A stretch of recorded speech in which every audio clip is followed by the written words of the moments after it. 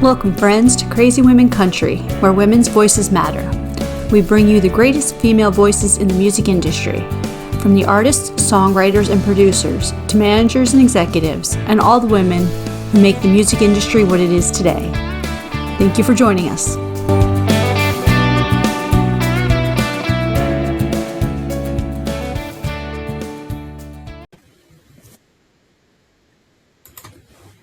Hello and welcome to another episode of Crazy Women Country. I'm Paula, and today we are talking to Pam Ross. How are you doing? I'm doing fine, thank you. Fantastic. So the first question is the hardest question of all. Who is Pam Ross? Boy, you're not joking. That is the hardest one. I'm a songwriter. I'm a performer, recording artist, and foremost, I like to think of myself as a songwriter. And I'm in the I get kind of thrown into the Americana genre, but really my stuff is all over the place. If you listen to it, one song might lean a little country, the next one's going to lean rock, the next one sounds like the Rolling Stones, Johnny Cash, and Guns N' Roses all got together and decided to make a song. You know, it's just like everything thrown in. So I'm kind of like all over the place. I like that, because sometimes some artists get stuck in the rut and then every song starts to sound the same and it gets a bit monotonous. Oh, no, so it's always good when people just... No. I like that. It's awesome. That is very cool. I have to say, I love your accent. I'm so used to this boring British accent, but I love your accent. It's very cool.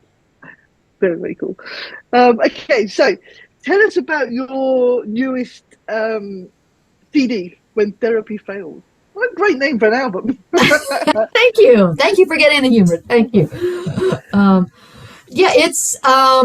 It's made up of songs. I mean, I think the oldest song was written in the 90s. When I first started writing songs, I was just a kid. All the way up to songs that I wrote right before I went in the studio, which I went to the studio in 2022.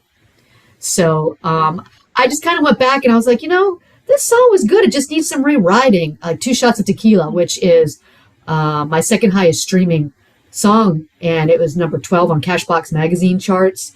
It's done really well. I was like, it's a good song. It just needs some rewriting, and I'm like, so I just went back, and it took me probably a couple months to get it where I wanted it. But it almost, it had the same sound, but it was almost like a new song to me then, because I rewrote it lyrically. I did musical changes on it. It's kind of like I just kept the structure of it, the main structure, and I just did a revamp on it. So, in the song, the album, like I said, you're going to get stuff that kind of is like, I think Two Shots of Tequila is a very Americana song, and you're going to get something like Better Than a Good Thing, which really leans more in the country genre, and then Falling Off the Merry-Go-Round, which is rock. And everything else is just kind of falling in between. So you're going to get a lot of different sounds, and you're not going to hear the same thing over and over from one song to the next. Okay, so as a songwriter, do you have one song on there that's your favorite? I know we shouldn't be asking that question, but is there one song that really sort of you just love to perform, you love the song lyrically, everything? I think that changes, because then you write new ones and it's like, oh, this is my favorite song. And then you write another one and go, now this is my favorite song. So it really does kind of change around. I think on the album, my favorite one was No One Around. I just really loved the way it came out. And that was another one I wrote when I was a kid. And those are probably the two old ones. Everything else was pretty new. But I sat down on the keyboard and started playing it, and I came up with the keyboard hook, and I was like, oh, this completely changes everything. This is going to be really good. And then we got the slide guitar in there, rock slide, not like the country steel slide guitar, for those who were wondering. And that is awesome. What kind of slide is she talking about? Not the steel guitar. And I love the way it came together. I really did. It just, really loved it, and that's probably the main reasons I did the video for that one as well. So, as a songwriter, because my co-host is a songwriter, do you write? Do you go from the music to the song, or song to the music, or is it a bit of both as you go through the song, or Music almost always comes to me first. Yeah. Once in a while, I'll get like I just wrote a song, finishing it up. A line came to me. Actually, the title of it came to me, and I wrote it down, and I was fixing to go to bed. So I just wrote it down on a piece of paper, and then I woke, when I woke up and I went to writing it, but I have to come up with the music. I can have an idea in my head, but once I get the chords flowing, that's how things kind of work for me. Awesome. That's very cool. So tell us, who are some of your heroes? So people in your personal life that have inspired you, as well as in the industry. Who's inspired me to write? Yeah, what inspired you in music or in life? It's just something I always wanted to do, really, ever since I was like a wee little kid. My siblings are all a lot older than I am. Okay. So when I was really young, I mean, like my earliest memories, probably 3 or 4 or something like that. I remember my brother was big into Elton John, and I just loved Elton John. And he had like the old stuff, like the Captain Fantastic and the Brown Dirt Cowboy album, Goodbye Yellow Brick Road. He had, like that old stuff. And that's probably like some of my earliest music. And my mom was big into country. So like Dolly Parton and Johnny Cash and Willie Nelson, I'm getting that thrown at at me from her. And my siblings listen to rock music. And so that's why I have such a big thing. And then of course I got into I really loved grunge, like Nirvana. Eddie Van Halen was my guitar hero. So that's, influencing by music. It comes from all directions for me. I must admit, growing up, my mum was the one into country music, so she brought that into my life. And then you had my dad who was into Queen and, people like that, and your glam rock and all that sort of stuff, which was just, is awesome. But all this music sort of you grow as a person from the music you hear and everything. Yes. So that's very cool. And I must admit, the title of your new album, When Therapy Fails, even. Music is a huge therapy, isn't it, for people? It gets people through a lot of things, a lot of bad times and everything. So I don't think music could ever fail anybody when it comes to therapy. So it's a good play on words there. I love that. Very, very cool. Thank you. Cool. So, are you ready for our 13 crazy questions? 13 of them. Okay. All right. Unlucky for some, but never for us. Well, we haven't been arrested yet, so let's just see. Okay, so we start off easy. What is your favourite type of transport? How would you like to get from A to B? I like to drive. I love driving. I fly a lot, but I'll be honest, I hate flying. I hate it. I do it all the time, but I'm not a big fan of it. I like to drive. I'd rather if I can, but if it's over 2 hours, then I'm like, I don't want to drive anymore. I start to want. Can we fly? I love that. If you're having a bad day, what is your go-to TV show or film? Oh,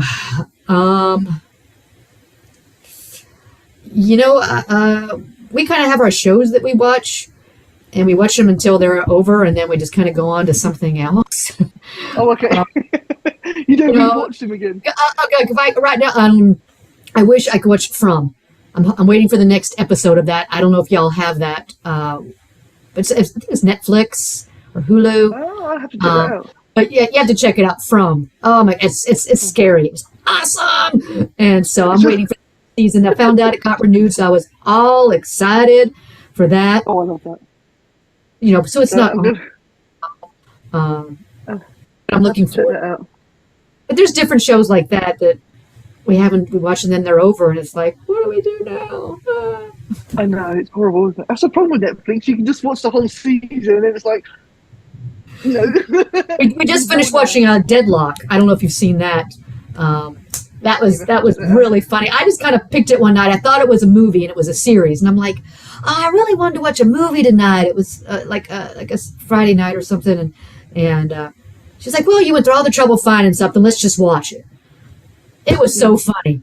It's a mini series. It's called Deadlock, and it was hysterical. I think it was filmed in Australia.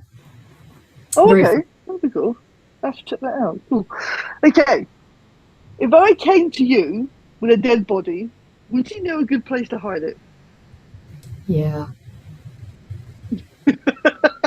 I love the look. It's like, I'm not I got that covered. Hook me up. That's awesome. After the interview, we'll talk. We know where to go. Okay, if you could write with anyone, dead or alive, who would you like to write with? I want to write Elton John. Oh, he's awesome. And I can't believe he's still going. He's just. I know. I tell you, I haven't got that energy now. I'd be like just so freaked out.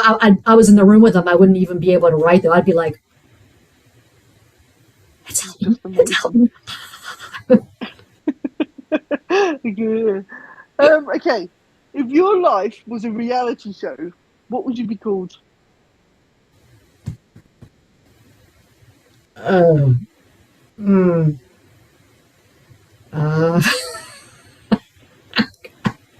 I don't think I've got an answer for this one.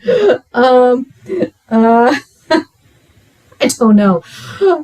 We can try and come back to that one, but I'm not sure. What would you call a reality show of my life? I don't know. I don't know. Clueless. You don't know. Okay. I'm sorry. No, it's fine. It's fine. That one normally catches a lot of people out. Well, some people have already thought about it, but other people are like, But yeah, that's cool. It's cool. Which artist would you love to do a duet with? Dave Grohl. Oh, that'd be cool, actually. I love the Foo Fighters. Awesome. Foo Fighters are very cool. Very, very cool, I must admit. Okay, which artist... Hello, I can't read. If you owned a bar... Yes, I would drink there. Often. That's very cool. Okay, what scares you the most? What scares me the most? Failure. I'm a very driven person. A lot of people. Failure, yeah.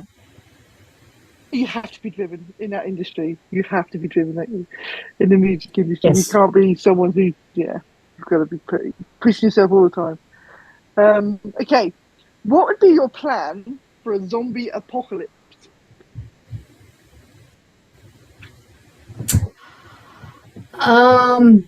Figure out how to kill them. I'm going to try a shot to the head first.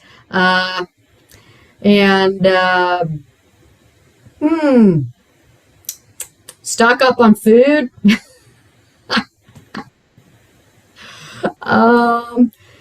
Try to figure out what to do when it gets hot outside, because if there's a zombie apocalypse, then probably the whole grid's going to go down and we're going to lose our AC and we're going to lose our heating. It's not going to be cool like some people think. Some people think a zombie apocalypse, yeah, man, that'd be so wild. No.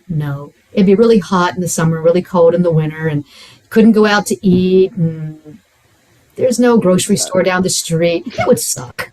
It really It would really suck. That would not be fun. That would not be. What is your guilty pleasure food? Beer. Yeah. Is there any particular beer you like? I like IPAs.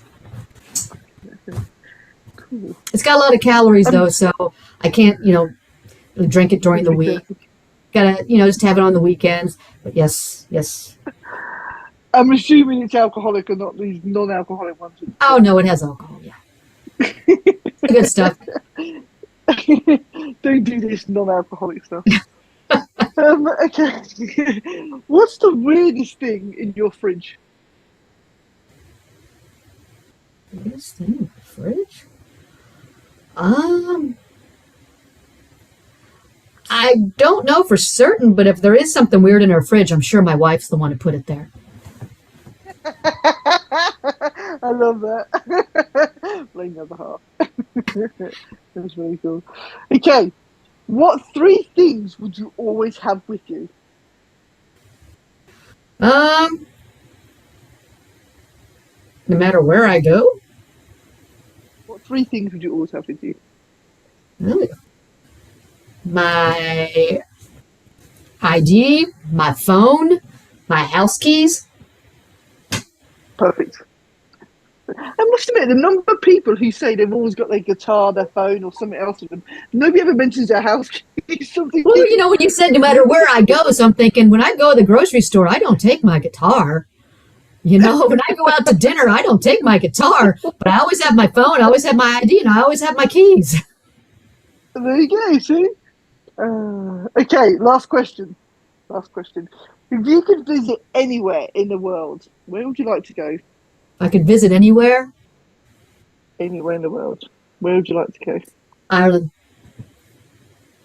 Ireland's cool. You're the Yes. second person. I'm North Irish. or the south? We were actually My mum supposed to was go Irish. there back in, I think it was 2015. And the day we were going to make our plane tickets and all that kind of stuff, we were out mountain biking. And I was in a mountain biking accident and broke my left ankle in 6 places. And I didn't get to go to Ireland. Oh, ow, that must have been At least we didn't make the reservations. No, because that would have been really, Funny. really annoying. That'd be really annoying. But Yeah. yes, my wife was getting sent over there for business to I think Belgium, and we were gonna go there first and kind of do a little tour. And Yes, right. yeah, so she still got You to go love to Ireland. Belgium, not me. I had to Ireland's- stay. So, Ireland's gorgeous. it's still on my mum bucket was- list. I'll get there one day. You'll get there. My mum's from the north, so we went there quite often to see family and stuff. But it's a gorgeous country. It really is. They only have like one motorway right the way through, so it's very different to the States, very different to England. And it's very green. You will absolutely love it. It's gorgeous out there. Absolutely gorgeous. So tell us, what have you got planned for the rest of 2024? Releasing another album. I'm actually working on it right now, and in what is it? It's March next month.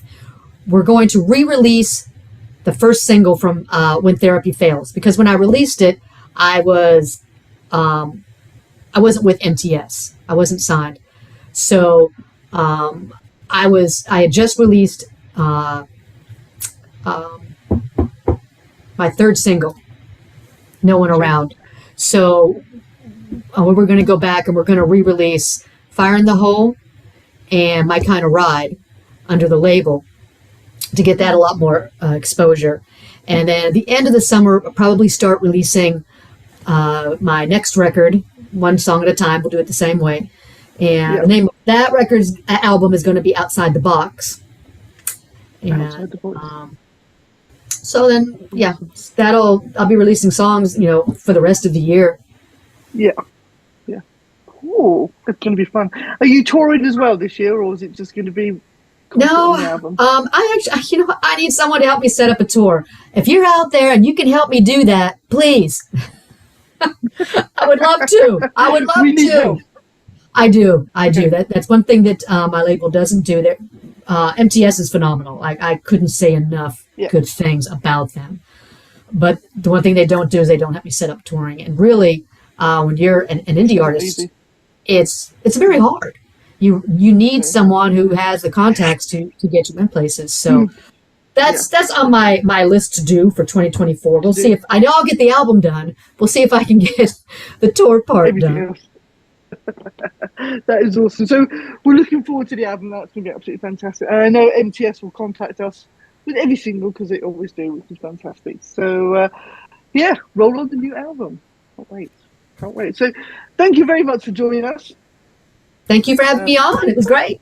No worries. You're welcome back anytime, and we'll have some more crazy questions for you. Awesome. Maybe I can come up with a name for my reality TV show. keep a thought on that one, see what happens. So thank you very much for joining us, folks. Have a great one, and we will see you soon. Adios. Thank you. Bye.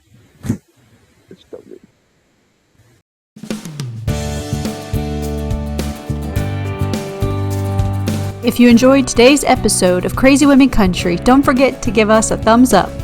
Be sure to click the subscribe button for new interviews weekly. And thank you, friends, for joining us today on Crazy Women Country, where women's voices matter.